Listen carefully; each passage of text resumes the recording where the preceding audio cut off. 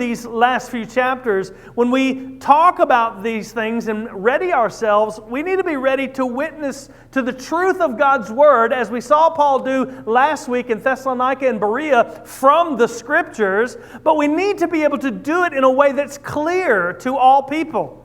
I remember training a group of students to go out witnessing, like just on the street. We used a course called The Way of the Master, and it's really, I think it's really good. It's really concise. It helps you to be not use church words that people may or may not understand, and to be clear. And we used to do an exercise before we would go out witnessing on the street or to strangers, and I would pretend to be stabbed in the back and bleeding out. I'd be dead in 2 minutes, and I'd have a stopwatch, and I'd say, okay, I'm dying, I'll be dead in 2 minutes, tell me how to go to heaven, and I would start the stopwatch. Now, it doesn't mean you have to be able to witness in 2 minutes. This was just an exercise to get them to be clear and concise and all those kind of things. So I said, tell me how to go to heaven. I clicked the stopwatch, and inevitably, every time we did it, someone would say, it's easy, just believe in Jesus. And I say, what's a Jesus? And then they say, well, He's the Son of God and He died for your sins. I said, why does believing in a dead man help me? And we'd go on and on like this until usually time would run out because they didn't really understand what I was asking of them. And the point was to show them all the assumptions that we make when we talk about the gospel and we talk about Jesus and we talk about salvation, and how somebody else's definition of the words you're using might not be your definitions. And it was to show them that everyone doesn't come from the same culture or the same worldview as you do. And we need to be able to speak the gospel clearly for those with no background in the Bible at all. It's important for us to see that we need to understand how to be clear as well as to be right biblically. Because regardless of whatever worldview a person comes from, whatever culture they come from, it is the gospel that is the answer. It is the gospel that is the only way of salvation. It is the gospel that they need to hear. It doesn't matter where they're from or what their view of reality is or what their view of spirituality is. The gospel of Jesus Christ is the only truth that reconciles us with God and gives us salvation. So that is the message that all of the nations, all of the people on earth need to hear. And that's what we're going to see today with Paul as he preaches in Athens. In this text, Acts chapter 17, verses 16 through 34, what we're going to see is Paul preach to a people with a whole different worldview than his own. He's going to give the same message. The message doesn't change. It is the biblical message. But the way that he preaches it is instructive for us. So as we look at this text, and we're going to look at it a piece at a time, so I hope you have your Bible open in front of you to Acts chapter 17. The first thing that we see is that the gospel confronts people's idolatry. It confronts people's worldview. And I put idolatry and worldview together in this point because if the worldview that you hold to or that person you're speaking to holds to is not a biblical one, not a gospel-centered one, then it is an idolatrous worldview. Let's look at this text. In verse 16 and 17, it says, now, while Paul was waiting for them is Timothy and Silas, who he left in Berea, and he was waiting for them to come to him. While he was waiting for them at Athens, his spirit was provoked within him as he saw that the city was full of idols. So he reasoned in the synagogue with the Jews and the devout persons, and in the marketplace every day with those who happened to be there. So Paul is now in Athens. He's left Berea, as we saw last week in the first part of chapter 17. He's now in Athens, the intellectual center of the ancient world. Athens has a long history of philosophical and academic achievements. It's the city of Socrates, the city of Plato, the city of Aristotle. They all were there. This is before Paul's day, but they all taught there. It's a place of literature and art and architecture. And the one thing that Athens had in abundance was gods and goddesses, altars and statues to their gods and goddesses. One early writer says there was approximately 30,000 statues and altars to different gods and goddesses in Athens. So as Paul was walking around the city, it says his spirit was provoked within him. The word provoked it means to be angry, to be irritated. He was upset. He was jealous for the name of God in this place that was covered with idols. The whole culture around him is completely immersed in wickedness and idolatry, much like our own culture today. But Paul knows the only remedy for a culture marred down with wickedness and idolatry. There's only one answer for Athens. There's only one answer for our culture as well. It's the gospel of Jesus Christ. When His Spirit is provoked, He does the one thing that can truly help them. It says He began to witness. He began to preach the gospel. It says He reasoned in the synagogue with the Jews and the devout persons, but not just there. It says He went and witnessed every day in the marketplace with anybody that He happened to come across, whoever happened to be there. In the Greco-Roman world, the marketplace was the hub of urban life. It was the center for commerce and trade, of course. It was the agora, the marketplace. But it was also the center for the sharing of ideas. It was a place where people hang out. It was like the commons section at the university. It's where they all hung out and they shared ideas with one another. So He directed His mission there daily, it says, showing people their need for the gospel. And it's there that He's noticed by the philosophers of Athens. In verse 18 it says this, "Some of the Epicurean and Stoic philosophers also conversed with him. And some said, 'What does this babbler wish to say?' Others said, 'He seems to be a preacher of foreign divinities because he was preaching Jesus and the resurrection.' And they took him and brought him to the Areopagus, saying, 'May we know what this new teaching is that you're presenting? For you bring some strange things to our ears. We wish to know, therefore, what these things mean.'" Now, when you talk about philosophy in Athens, what we're talking about is worldview. For them, philosophy wasn't just, those really dumb questions you answer in your philosophy class if you ever had to take one about what is beauty and those kind of things. Philosophy was the way that you see the world. It was a worldview. It was the way to understand reality. And the Epicureans and the Stoics were two rival systems there in Athens. Real quickly and simply, I'm simplifying this to a great degree, but Epicureans believed that the Greek gods were detached and unconcerned with the world. They were up there somewhere and they didn't care about us. They believed everything happened by chance and death was just the end. And so the highest good that you can achieve, what your purpose is just live for pleasure while you're here. The Stoics, on the other hand, they didn't believe in a personal God, a God who was a person. They believed in a divine being that inhabited all of creation, a world soul, if you will, like the Force, if you've ever seen Star Wars. They called it the Logos. They called it reason. We might call it today fate, or the ordering principle of the universe. And the greatest good to them, your purpose in life, was to live a disciplined life according to that purpose. So when Paul crossed these two philosophical systems' paths, they didn't understand his message. His message didn't fit into their worldview. They couldn't make sense of it. They had no categories for what he was saying. Some of them called him a babbler. Literally it says a seed picker. One who cobbles together other people's ideas and doesn't understand what he's saying.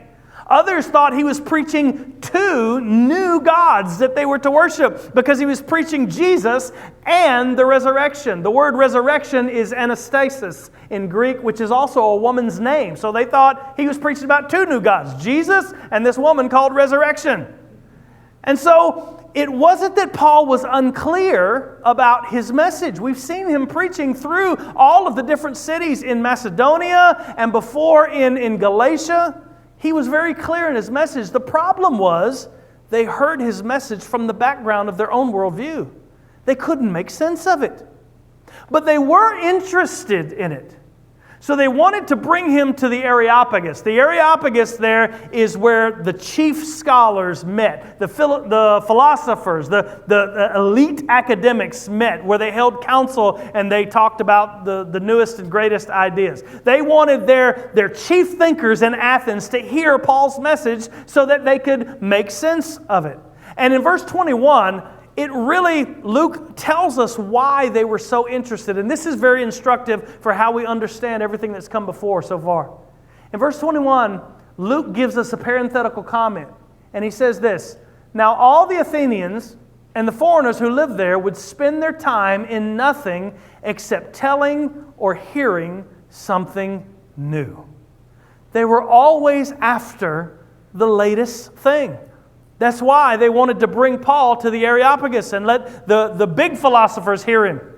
They were always after the new system, the new reality, the new philosophical thought, the newest teaching, the newest doctrine, the newest gods that they might worship and that they might gain favor from. I think Luke inserts this in verse 21 here to let us know that these philosophers and these thinkers in Athens were completely empty. The 30,000 gods that they had, that they worshiped, that they prayed to, could not satisfy their soul. They were always looking for something else, always looking for something new. They spent, he says, all their time. He doesn't just say the the thinkers. He doesn't say those thinkers were the ones that were just always looking. He says all the Athenians and all the foreigners who lived there would spend their time, look at it, in nothing except telling or hearing something new.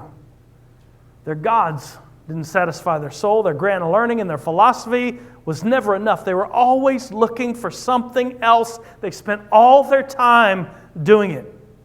The reality, church, is that all mankind was created to be in relationship with God, the one true God. You were designed for Him. And until you enter into that relationship, that saving, reconciling relationship with the one true God through Jesus Christ, you will always be seeking the next best thing, the next new thing, the next thing that you think will satisfy your soul. There will never be an end to your search. And as soon as you feel like, if I can just get whatever this is, it will finally satisfy me, and you finally get your hands around it, it'll slip right through your fingers. And that purpose, that meaning that you thought that you would have would be gone, because you were created, designed for something more. The gospel confronts all other worldviews with this truth. Every other worldview, every other way of living, every other view of reality, every other view of who God is and who I am is idolatrous, and it's unsatisfying, and it offers no hope whatsoever. So as Paul speaks to these philosophers at the Areopagus, what we're going to see is that the gospel alone answers man's greatest needs, and nothing else can. So they bring Paul to the Areopagus. By the way, Areopagus just means the hill of Ares. Ares was the god of war, and it's Ares' hill. When the Bible is translated into Latin, they replaced all the Greek gods with Roman gods, and it became Mars Hill. So it's the same place. Mars Hill and Areopagus, same place, where the philosophers met and where they held council. They brought Paul where the greatest philosophical thinkers held counsel, and Paul preaches the gospel to a people with no background in the Jewish scriptures at all. So as his point of contact with them, he begins by showing them a need that they have. But it's not just a need that they have, it's a need they know they have. He says to them in verse 22, Paul, standing in the midst of the Areopagus, said, "Men of Athens, I perceive that in every way you are very religious. For as I passed along and observed the objects of your worship, I found also an altar with this inscription, to the unknown God. What therefore you worship as unknown, this I proclaim to you." In the Greek pantheon of gods, each god or goddess had a certain domain that they ruled over. Ares, like we said, is the god of war. Hermes, the god of communication. Aphrodite, the goddess of love. Poseidon of the ocean. You get it? And depending on what you wanted or what you desired, you would pray to the right god or the right goddess, and you'd make the right offering to that god or goddess to get what you wanted. But they were always afraid that there was a god out there that they didn't know. They had so many. There was a God out there somewhere that maybe we're just unaware of, and he or she is going to punish us if we don't recognize them. So to cover their bases, there were actually several of these altars in Athens that were to the unknown God, the one we don't know their name. So Paul begins by showing them, even you Athenian thinkers, Even you understand that there are some things you don't know. There is a God that you don't know, and there's a God that you don't know. And from here, he launches into the message of the gospel from a biblical worldview, showing that this worldview alone, the Bible, the gospel-centered worldview, answers man's deepest questions and fulfills man's greatest needs, for they were designed. You were designed by this God. The first question he answers under this, the gospel answers man's greatest needs, is who is the true God? He says, the unknown God that you don't know, I'm going to explain to you. The God who made the world and everything in it, being Lord of heaven and earth, does not live in temples made by man, nor is he served by human hands as though he needed anything, since he himself gives to all mankind life and breath and everything. He begins with the fundamental difference between their worldviews. There is only one God. And this God that Paul is proclaiming is the creator of all things. He is Lord of the sky and Lord of the land and Lord of the ocean and Lord of all of creation. Now that doesn't sound like really an earth-shaking reality or truth to us because it's part of our worldview. But you got to understand, this challenged their whole philosophy. It challenged their whole way of thinking, their whole understanding of reality. By beginning this way, Paul is showing that their idols are useless. Their views of reality are wrong. There is only one God who made everything.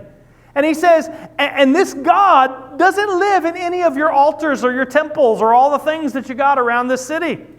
And this God doesn't need all of your offerings that you're making all the time. He's not like your so-called gods. He doesn't really need you at all. In fact, it's just the opposite. You need Him. Everything you have, Paul says, comes from Him. He Himself gives to all mankind life and breath and everything. Do you have a roof over your head? It was God who gave that to you. Do you have friends and family? It was God who gave it to you. Do you have clothes and food? It was God who gave that to you. Do you have the ability to enjoy food? I know I do. Come on, what's wrong with y'all? Loosen up. That was funny. Do you have the ability to enjoy just regular pleasures of life? That's a gift from God. All these things come from God, including, Paul says, your very life. He gives all mankind life. If God willed it, the beating of your heart would cease in an instant. Your very life comes from His hand. So Paul's telling the Athenians, this God that you don't know, He is the only true God. He's the all-powerful Creator, the giver of all things. And He doesn't live in all your temples and your idols and your altars that are all around the city. He is the one true God. The second question Paul answers as he continues his sermon is, who am I? It's a question we all struggle with at one time or another. Verse 26 says, and He's talking about the one true God, made from one man every nation of mankind to live on all the face of the earth, having determined allotted periods, times, and the boundaries of their dwelling places. All people, including these intellectual elites here at the Areopagus in Athens, are creations of this one true God who came from a single man, Adam. Listen, he's telling them, and we need to hear it today, you are who you are, you live where you live, because God has made it so. You're a Greek or an Athenian, not because you're better than others or because of chance or the fates or any of the idols that you pray to. You are who you are because God has established the boundaries of your dwelling place. You live here because God has determined it. God has determined the time of your life as well. It says the allotted times. He's determined the allotted times and the boundaries of their dwelling places. You are alive today, not 200 years ago or 200 years in the future, because God has deemed it so.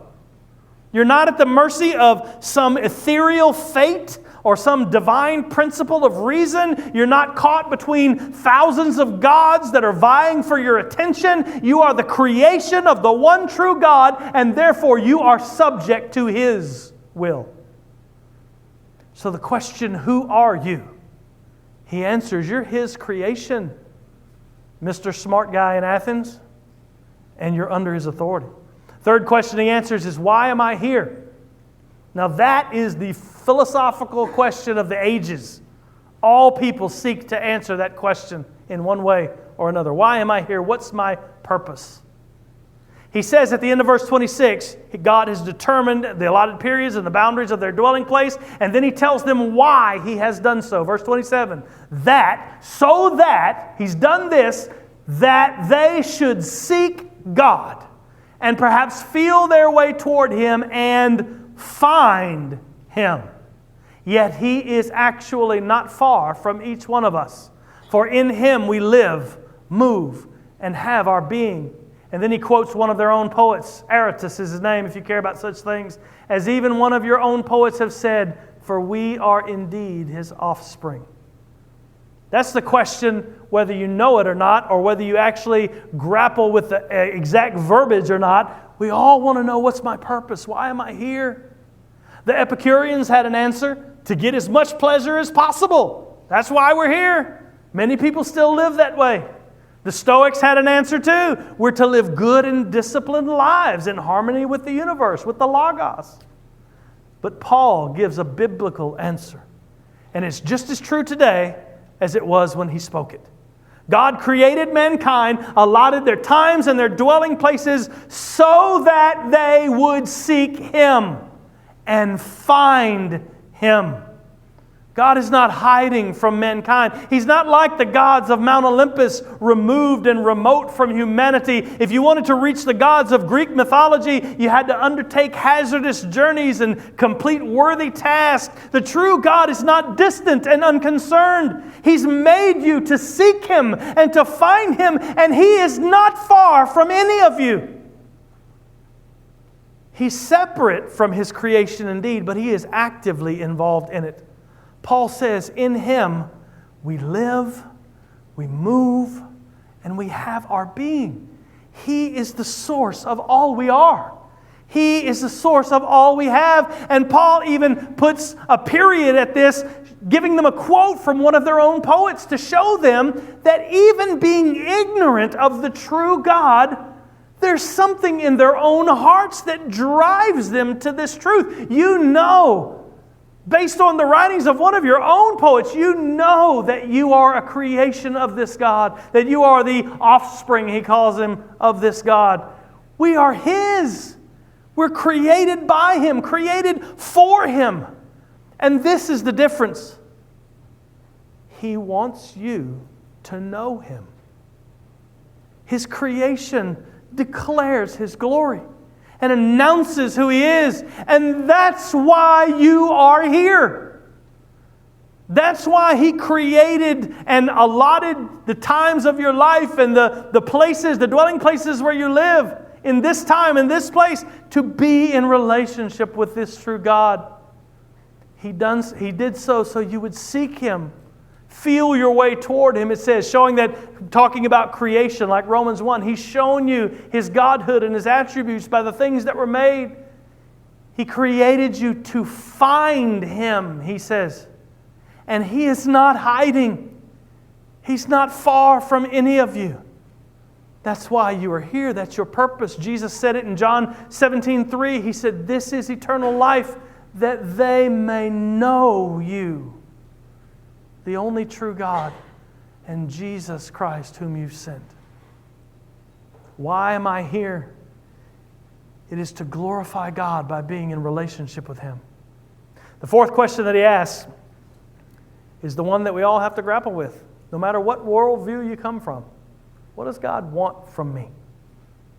Paul ends his sermon, actually he's going to be cut off, but at this part of his sermon it says, being then God's offspring, since we know that we are God's offspring, we are God's creation, it says we ought not to think that the divine being is like gold or silver or stone, an image formed by the art and imagination of man. The times of ignorance God overlooked, but now He commands, look at it, all people everywhere to repent. because He has fixed a day on which He will judge the world in righteousness by a man whom He has appointed, and of this He has given assurance to all by raising Him from the dead. Paul brings this to a head, showing what God demands, desires of mankind. He desires us to turn from our idolatry and turn in faith to Him. Paul says you can't think that the God of the universe is like all these statues, all this gold and all this silver and all this stone that you're making with your own hands and with your own minds and your own imaginations. You can't think that His creation, His creation, His offspring, can turn around and with your own hands out of inanimate material create a God with your own hands and your own minds and worship that. In worshiping these things that they're worshiping, these idols that are all over Athens, that you made out of your own art and your own imagination, he says, you're devoting your life and your worship to things that are lesser than yourself. Such things can never satisfy your soul. Listen, church, there's nothing that you can make and nothing that has been made that can satisfy your soul. Only the God of creation can do that, for you were designed for that purpose.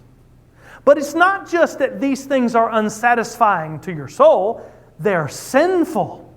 They are evil. He says God has overlooked these times of ignorance, but now He commands all people everywhere to repent. When it says the times of ignorance God overlooked, it doesn't mean that He winked at their sin or that He didn't care about their sin before now. It means that God didn't rain down death and judgment upon their nation and their people because of their centuries of idolatry. He allowed them to continue breathing His air. He allowed their hearts to continue beating. Listen, He would have been right to rain down judgment upon them, but He didn't. He would have been right today to strike us dead the very first moment that we sinned against Him. The very first moment that we chose to live for anything other than Him, worship anything other than Him, He would have been righteous and good to pour out all of His wrath upon us. And in destroying us for our sin, all of creation and all of the angels in heaven would have praised His glorious name and His righteousness, for that would be right. But that's not what He did. He allowed it to pass by for now. But make no mistake, He tells them there is a day of judgment coming. God will not tolerate sin forever. He is indeed just. Those who defy Him may prosper for a time, but one day judgment will come. And the one true God, He tells the Athenians, has given all judgment over to, listen to it, a man. He commands all people everywhere to repent because He has fixed a day on which He will judge the world in righteousness. Look at it. By a man. We know who He's talking about. Jesus Christ, who is both God and man. But imagine how this sounded to the Athenians. The judge of all humanity, my judge, you're saying, will not be a remote God out on Mount Olympus somewhere who I've been praying to for decades. Or it won't be any of these idols that maybe I missed this idol or that idol or didn't do. It won't be any of the gods that I believe in my system. It will be a man. That's correct. God the Son, who took upon Himself the nature of a man and lived among us. This God that Paul is proclaiming knows what it's like to live as a man. He felt everything that you feel. Yet He Himself lived perfectly with no sin. This is the one who will pass judgment. Jesus said the Father has given all judgment to the Son. He will pass judgment, for He has taken that judgment upon Himself at the cross. And make sure you see it there in verse 31. God has proven this. There's a day of judgment coming, and that day will be Jesus Christ sitting as judge. It says, and of this He has given assurance To Paul and the Jews? No. To all. How? By raising him from the dead. In this sermon, Paul has shown that the gospel, the biblical worldview, it's the only worldview that answers man's greatest need. The gospel is the only thing that answers man's greatest need, for we are created for it, designed to be in relationship with this God. And the gospel is the only way. Jesus Christ's crucifixion and resurrection is the only way we can come into this relationship with a just and holy God. The gospel is the only worldview that answers the fundamental questions that mankind's soul is asking. Who am I? Why am I here? Who is God and what does He want from me? It's what you were designed for. Paul shows them who they are, shows us why we're here, what the true God requires. And it is here when Paul brings up the resurrection that his audience cuts him off by beginning to mock him. And here finally, in the last few minutes, we'll see that the gospel always evokes man's response. Now, when they heard of the resurrection of the dead, some mocked. I don't think, it's my opinion, but I don't think Paul was finished. I think they began mocking and he had to stop. But others said, we will hear you again about this. So Paul went out from their midst, but some men joined him and believed, among whom were Dionysius the Areopagite, that's a word, and a woman named Damaris, and others with them. Boy, everything's fine when we're talking philosophy and theology and theoretical truths and philosophical truths, but you go confronting someone with the truth of sin and judgment and the demand that God has placed upon them, boy, you will immediately stir up a hornet's nest. And Paul tells them judgment's coming, and the one who is the judge has been raised from the dead. And we see these three responses. Same three that we'll see when you witness to someone today. Same three that we'll see in this room today. First is they rejected him and they ridiculed him. I mean, that shouldn't be a surprise. The Bible tells us the message of the cross is foolishness to those who are perishing. I mean, it does indeed sound crazy, doesn't it? We believe that a man was risen from the dead. And before we came to know Christ, many of us mocked it and rejected it. It was only God's supernatural work in our heart that changed our heart to see this glorious truth and submit our lives to it. But I think the real problem, and this is also my opinion, wasn't just the resurrection.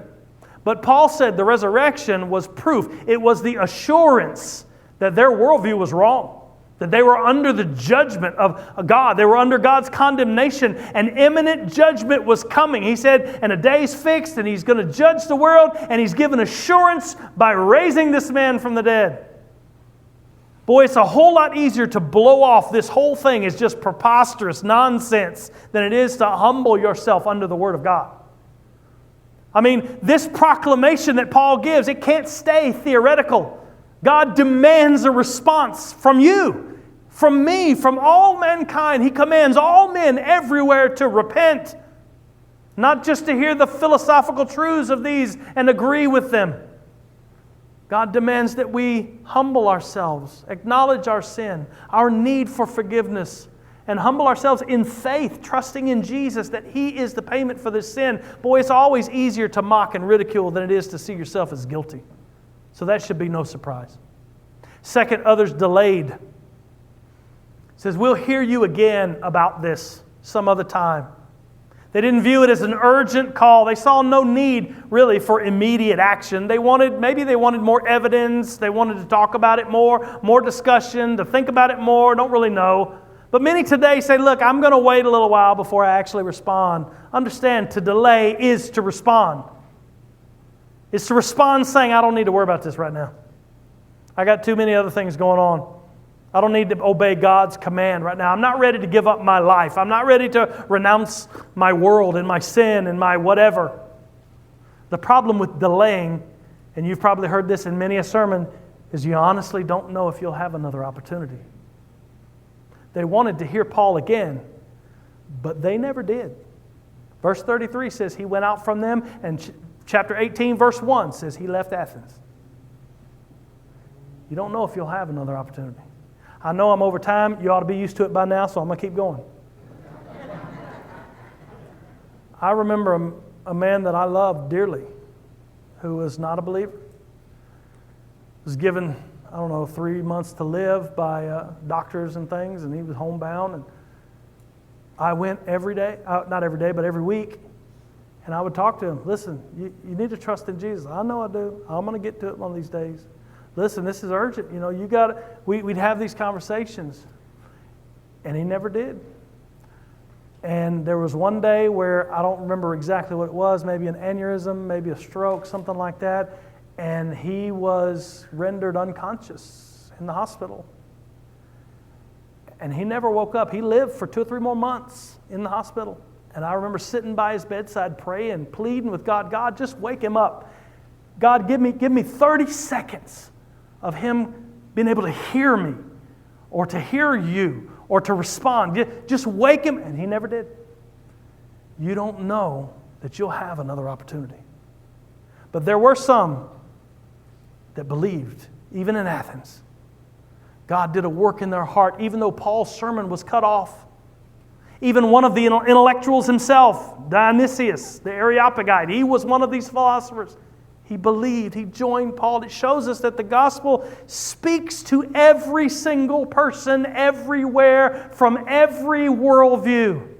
No matter what your background, no matter what your nation, no matter what your race, no matter what your view of the world, the gospel is for you. Trust in Jesus today.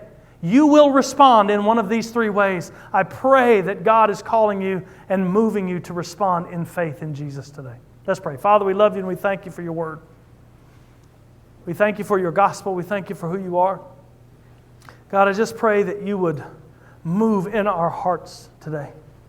God, there's undoubtedly, there's many, many believers here today who have been saved by your grace. God, I pray that you would move in our hearts to see the urgency of getting this message to a lost and dying world, especially as our culture is going downhill at a breakneck pace, God. Help us to see the urgency. And it doesn't matter if we tell the gospel to someone and they hate us for it or they ridicule us for it. God, I pray that you would strengthen our souls to be able to stand before that ridicule and say, okay, I'm going to move on to the next one. God, give us strength. Give us your strength, for we have none of our own, to be your witnesses and your ambassadors to a lost and dying world. And God, if there's anyone in here that doesn't know you, maybe they've, like the Athenians, were very, very religious, but they haven't come to know you in a saving relationship through Jesus Christ, entrusting their whole life to you. God, I pray that you would call them, that you would draw them, that you would do a work in their heart today, and that they would come to your throne, bow before your cross, and humble themselves in faith to receive your grace and forgiveness. God, do a work in all of our hearts today. In Jesus' name we pray. Amen. As always, I'm going to stand right down here at the front. I would love to speak with you. There's some people praying for you right in the back in front of the library. They are available to speak with you and pray with you as well if you'd like. Do business with the Lord today. Give him your heart and life. Will you stand with me?